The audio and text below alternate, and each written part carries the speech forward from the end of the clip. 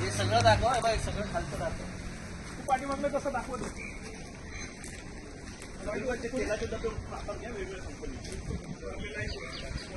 खाली दाखवा सगळं वेगवेगळं टीवर पाहिलं पडत जिथे नूडल्स बनते ना तिथून वरती आणि खाली येताना पण नूडल्स सारखी फिलिंग येते. तुम्हाला दाखवतो बघा इथं काय बनते.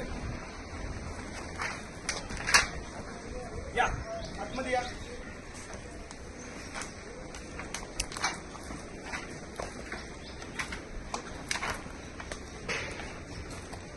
इथे बनत आहे अखंड नवी मुंबईमध्ये सप्लाय होणारी सगळ्या लहानांपासून ते वयोवृद्ध लोकांची फेवरेट असणारी चाऊमिन नूडल्स.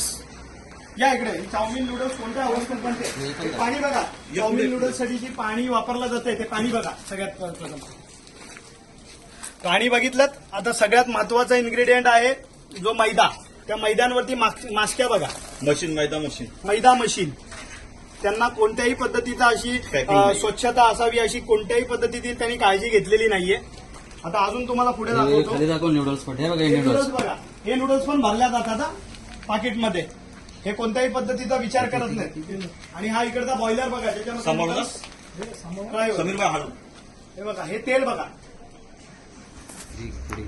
काळं काळं म्हणजे आपण इंजिन ऑइल वापरतो ना त्या पद्धतीचं तेल झालंय ते. आणि या ह्याच्यामध्येच नूडल्स फ्राय केली जाते. पुढे पुढे आहे बघा ना. आणि तेल मैदा पण वापरलं जातं तेही बघा. बघ लाटून ठेवलाय मैदा. आणि त्याच्यानंतर ही नूडल्स जी मोठ्या प्रमाणामध्ये बनवली जाते ती इथं ठेवले बघा. ही अशी नूडल्स इथं पेरून ठेवलेली आहे.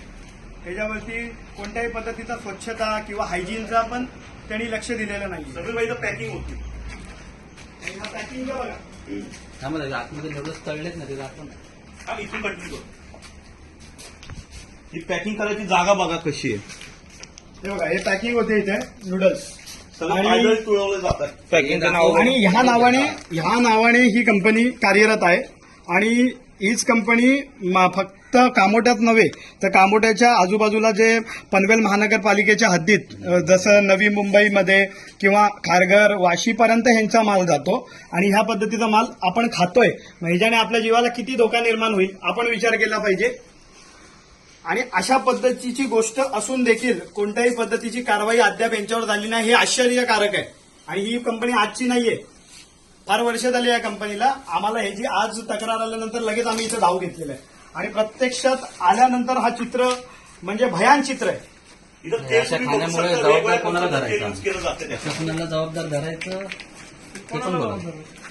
प्रशासनाला जबाबदार धरायचं, पनवेल महानगरपालिकेला जबाबदार धरायचं का अजून कोणाला जबाबदार धरायचं की स्थानिक काही लोकांना जबाबदार धरायचं. तर हे बघा हा तेलाचा डब्बा आहे.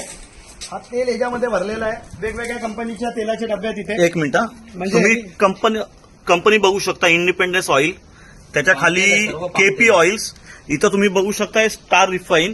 म्हणजे वेगवेगळ्या पद्धतीचं कंपनीचं तेल युज केलं जातं आणि ते आपण खातो. आपण आजच्या घडीला हे बघा हा मैदा ठेवलेला आहे. आणि ह्याच्यावरती पहिला माशी याचा आस्वाद घेते मग माणूस घेतोय.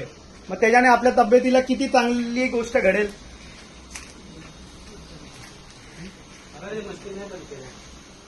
ते पळून गेले. ते पळून गेले. त्यावेळेला आम्ही इथे आलो त्यावेळेला जे इकडचे वर्कर्स होते ते सगळे त्यांनी इथून पळ काढलेली आहे. कारण त्यांना कळलेलं आहे की त्यांची चुकी आहे. चुकी नसती तर एवढा मोठा साम्राज्य घाणीचं साम्राज्य ठेवून ते पळाले नसते. तर ते गुन्हेगार आहेत म्हणून ते इथून पळ काढलेला आहे त्यांनी. पण आम्ही पण त्यांना सोडत नाही. कारण की सामान्य नागरिकांच्या जीवाला धोका जिथे असेल तिथं महाराष्ट्र नवनिर्माण सेना आवाज केल्याशिवाय राहणार नाही. आणि सामान्य माणसाला हे खाद्यपदार्थ चांगल्याच पद्धतीचं मिळालं पाहिजे. त्याच्यासाठी आम्ही सगळे महाराष्ट्र सैनिक जमलोय. आणि ह्याच्यावर जर कुठला चाप नाही बसला तर आज आम्ही 10 जण आलेलो आहे. इथे 200 जण उभे राहतील. प्रशासनाने कारवाई नाही केली तर आम्ही आंदोलन करू त्याच्या संदर्भात. या